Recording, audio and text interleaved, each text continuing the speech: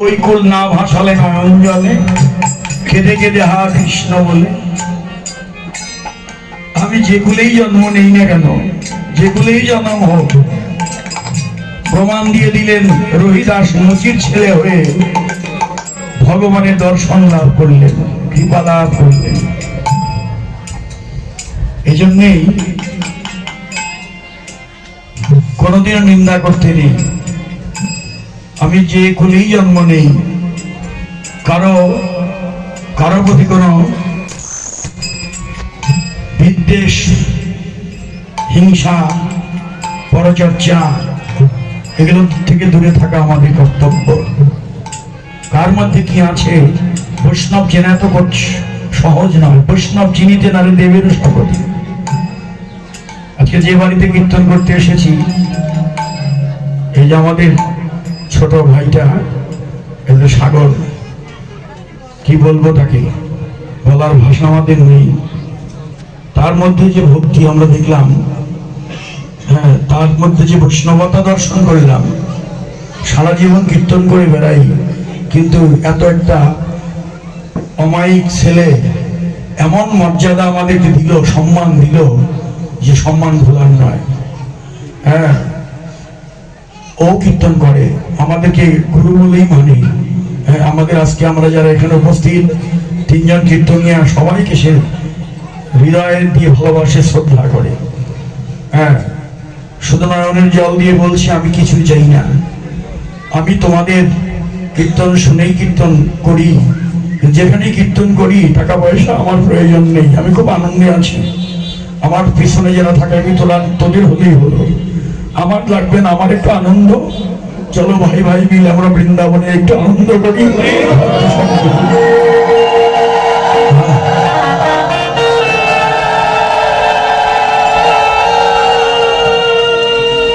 আসরে আসার আগেই গিয়ে কাপড় চোপড় দিয়ে আসে, যা আমরা সব জায়গায় পাই না। আমার এই ছোট ভাইটি আমাদের কাপড় পরিয়ে দিয়ে আসে, এগুলো এই বসনগুলো পরে কীর্তন করবে। কি ধন্য! আমরা ওর কাছে আমরা কৃতজ্ঞ, আমরা ঋণী হয়ে যাই।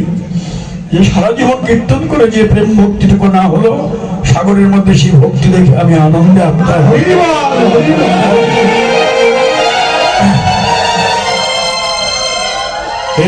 এরকমই হওয়ার কথা। হ্যাঁ, আমরা যারা কীর্তনাদি করি তাদের মধ্যে একটু ত্যাগ না থাকলে হয় না। কিন্তু সম্পূর্ণ ভোগের মধ্যে থেকে এই ভোগহীন কীর্তনাদি করা আসলে সম্পূর্ণ ব্যবসায়িক টিকা মনোবৃত্তি নিয়ে এখানে দাঁড়ানো, এটা আমাদের উচিত না। তারপরে আমরা করি। কিন্তু আমার এই ছোট ভাইটিকে আশীর্বাদ করুক, যেভাবেই করুক, চাকরি বাকরি করেও যেন এই মনটা নিয়ে ও যেন আপনাদের মতো সাধুগুরু বৈষ্ণবের চরণ সারা জীবন লাভ করতে পারে। আশীর্বাদ করে। কার মধ্যে কি আছে আমরা কেউ জানি না। এই জন্য কোনোদিনও কারো নিন্দা করতে নেই। চর্চা, পরচর্চা করলে নিজের চর্চা করো। নিজের যে ভিতরে কি আছে, খারাপ দিকগুলো নিজেকে সংশোধন করে নাও। অন্যের দোষ খুঁজতে যেও না, তাহলে বৈষ্ণব চরণে অপরাধ হয়ে গেলে সারা জীবনেও আর সাধনা করে ভগবানকে পাওয়া যাবে না। শাস্ত্র বলে, বৈষ্ণব চরণে যদি হয় ক্ষুদ্র অপরাধ, কোটি কোটি সৎকর্মে পড়ে যায় বাদ। আমি যতই সৎকর্ম সাধু সঙ্গ করি,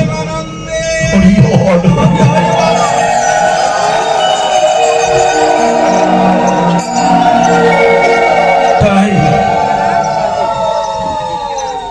ভজনে যে এগিয়ে যাবে, জগতের সেই বরণীয়, সেই স্মরণীয়। যে ভজে সেই বড়। আজকে রহিদাস মুচি পাড়া দিয়া না বাবা, মুচি ছেলে হয়ে জুতো সেলাই করে করে, জুতোই লাগা ধুলিগুলো নিয়ে নিয়ে, নয়নের জল দিয়ে সর্বাঙ্গে সেই বৈষ্ণবের জুতোর ধুলো লাগা চরণ ধুলিগুলো অঙ্গে মেখে মেখে একদিন সে ভগবানের দর্শন পর্যন্ত পেয়ে গেল।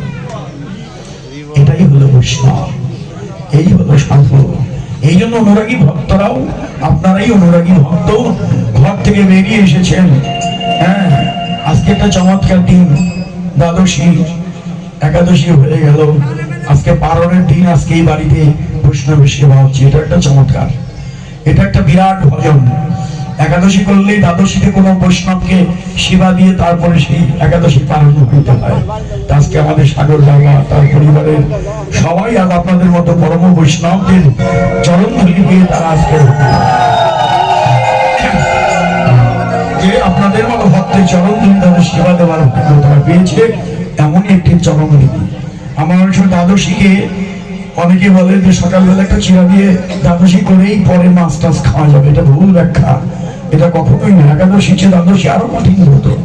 দ্বাদশীর দিন আরো আমাদের প্রসাদ খাওয়া প্রয়োজন, নিরামিষ আহার করা প্রয়োজন। তা আজকে আমরাও ভাগ্যবান যে আপনারা যারা একাদশী পালন করলেন, আজকে দ্বাদশীতে আপনারা মহাপ্রসাদ গ্রহণ করছেন, সঙ্গে হরিনাম সাধু সঙ্গ করছেন।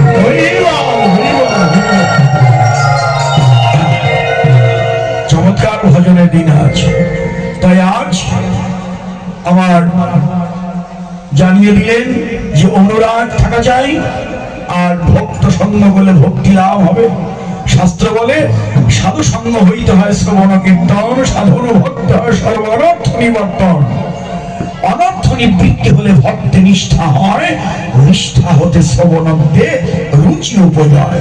রুচি হতে হয় জীবের আসক্তি প্রচুর, আসক্তি হইতে জন্মে কৃষ্ণে প্রীতাঙ্কুর। সেই ভাব গাঢ় হয়ে ধরে প্রেম নাম, সেই প্রেম প্রয়োজন সর্বানন্দ।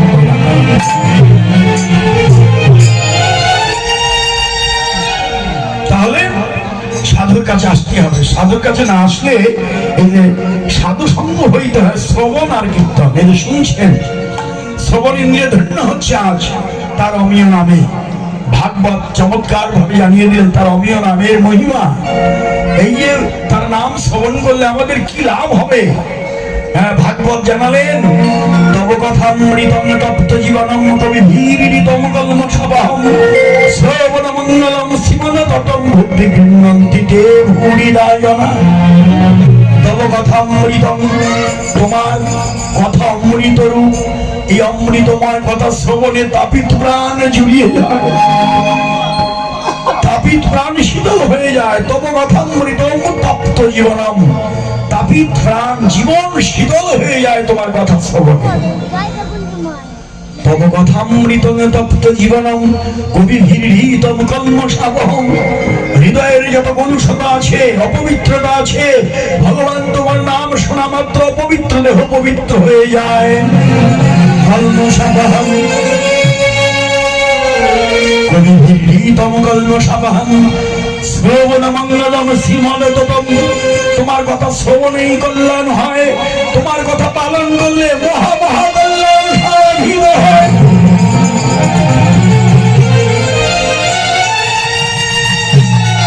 শ্রবণ মঙ্গলম শ্রীমদতম ভুক্তি গৃহন্তি তে ভূরিদায়না।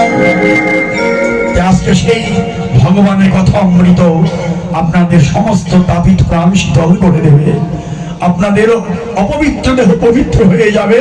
তার কথার এত মহিমা, আর সঙ্গে সাধুগুরু বৈষ্ণবের সঙ্গ, এর মতো পুণ্য আর হতেই পারে না। তাই তার কথা শ্রবণ করলেই আনন্দ। তার এর জন্য সাধু সঙ্গ প্রয়োজন হয়। যেখানে আজ এসেছেন সাধু সঙ্গ করে আপনাদের শ্রবণ হচ্ছে, কীর্তন হচ্ছে, পরম আনন্দে আপনারা পরম অমৃত গ্রহণ করে পরমাত্মার খোরাক লাভ করে আপনারা অনেক অনেক উন্নত হয়ে যাবেন। ভগবান করুণা করে নেমে আসবে, মিলন হবে সাধু হৃদয় মাঝারে।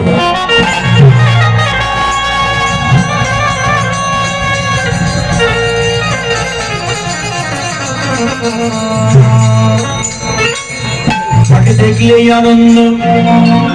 এত আনন্দ কেন হয়? পরবর্তী পদে পদকর্তা বললেন এত আনন্দ কেন হয়। আর শোনো তাহলে কি দিয়ে তৈরি জানো আমার গৌর হরি? সে যে প্রীতি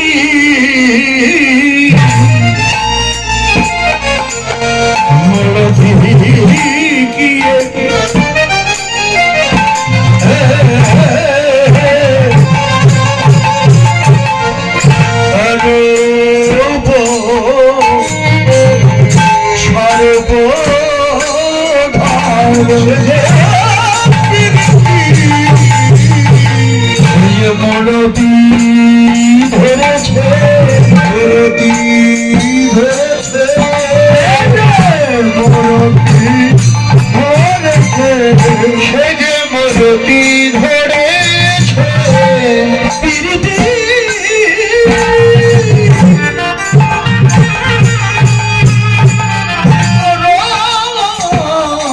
সে যেন মরতি ধরেছে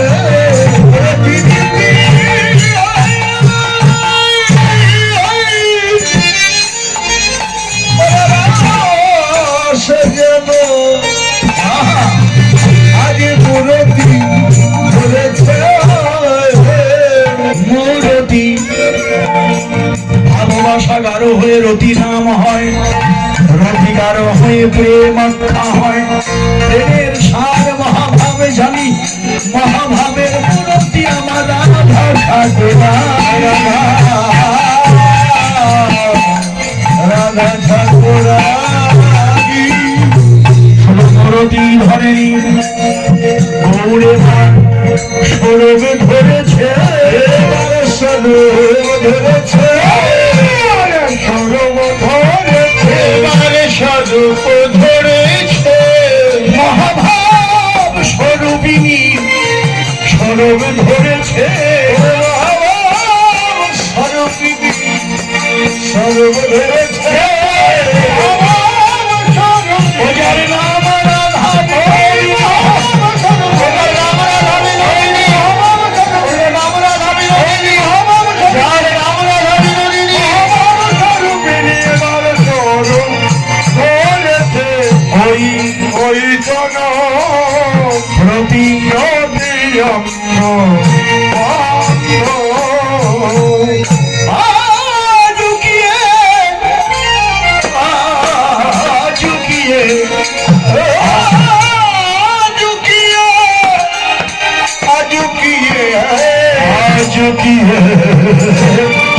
নবদ্বীপ চন্দ্র চাঁদে উদয় হল আজুকিয়ে আজুকিয়ে আজুকিয়ে নবদ্বীপ চন্দ্র চাঁদের উদয় হল রে নবদ্বীপে চাঁদের উদয় হল রে নবদ্বীপে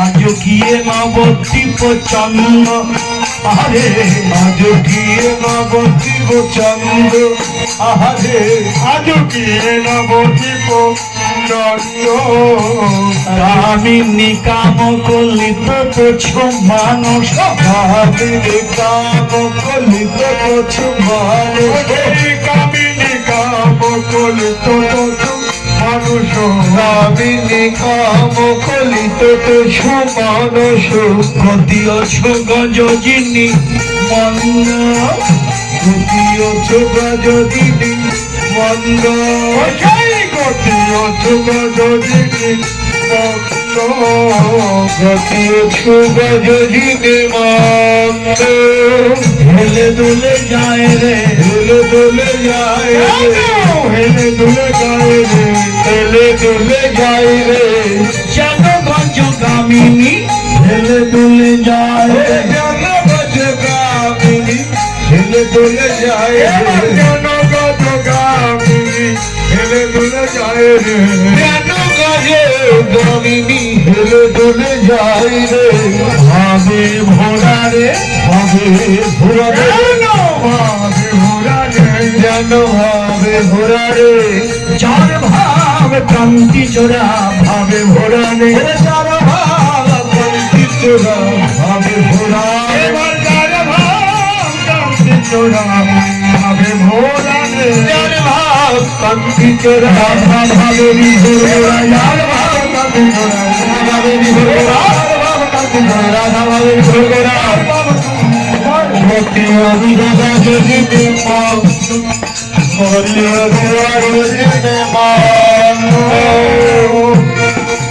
ওরে মা যদি নহি পুন বসনে আবৃত যদি নহি পুন বসনে আবৃত যদি নহি পুন বসনে আবৃত ওরে মা যদি নহি পুন বসনে আবৃত তন কহতহি পূজা বসুর কহতহি পূজা বসুর এবার কহতহি পূজা বসুর কহতহি পূজা বসুর তোরার মনের বলে তোরার মনে পড়ে মনে পড়ে মধ্যাহ্ন হলি না গোদার মনে পলরে ধান হলি না গোদার মনে পড়ে মধ্যাহ্ন হলি না মনে পড়ে ধান হলি না গোদার মনে পড়ে ভানু পূজায় কানু পূজা মনে পলরে ভানু পূজা কানু পূজা মনে পড়ে ভানু পূজা কানু পূজা মনে পড়ে ভানু পূজা কানু পূজা মনে পড়ে মধ্যাহ্ন হলি না সূর্য পূজা সূর্য পূজা সূর্য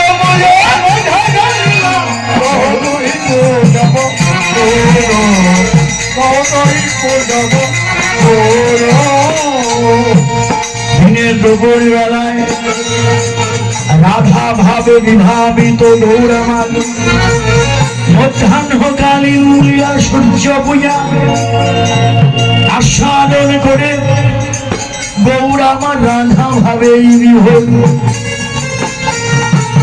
বসন্তি অঙ্গ ঢাকলেন।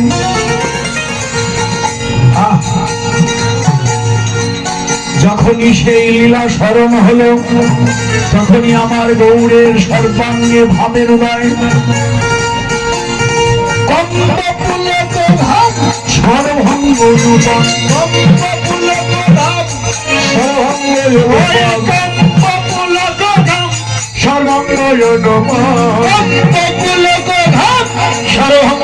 নূতন নয়নেতে জল পরিপূর্ণ নয়নেতে জলে পরিপুর নয়নেতে জল পরিপুর নয়নেতে জলে পরিপুর ফুটিয়া উঠল ফুটিয়া উঠল রে ফুটিয়া উঠল যেন ফুটিয়া উঠল রে কাঁচা সোনার গৌর গাছে ফুটিয়া উঠল রে কাঁচা সোনা গৌর গাছে ফুটিয়া উঠল কাঁচা সোনা গৌর গাছে ফুটিয়া উঠল কাঁচা সোনা গৌর গাছে ফুটিয়া উঠল রে কত শত ভাব কদম্ব ফুটিয়া উঠল রে কত শত ভাব কদম্ব ফুটিয়া উঠল রে কত শত ভাব কদম্ব ফুটিয়া উঠল রে ওরে কত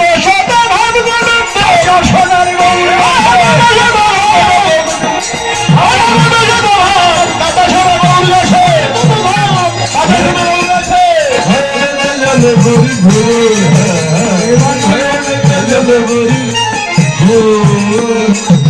সাত্বিক ভাব আমার গৌরের অঙ্গে দেখা দিল অশ্রু কম্প পুলক এগুলো গৌরের অঙ্গে দেখা দিল তার মধ্যে একটি ভাব নয়নের জল এ যেন তারা ডুবু ডুবু রে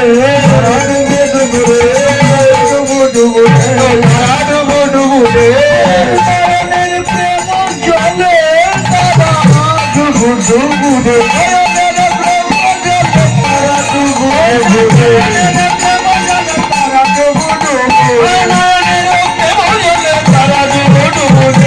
তারাও